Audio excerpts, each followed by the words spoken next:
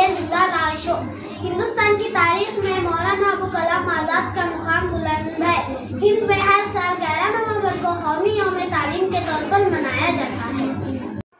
آزاد ہندوستان کے پہلے وزیر تعلیم مولانا آزاد کا شمار دنیا کی عظیم شخصیتوں میں ہوتا ہے۔ مولانا ابو کلام آزاد کا نام محی الدین تخلص آزاد اور کنیت ابوالکلام تھا۔ والد کا نام خیر الدین، والدہ نیک معزز خاتون تھے۔ ان کا انتقال 22 فروری 1958 کو ہوا۔ آپ کا پیدائش دن کو قومی یوم تعلیم کے طور پر مناتے ہیں۔ شکریہ۔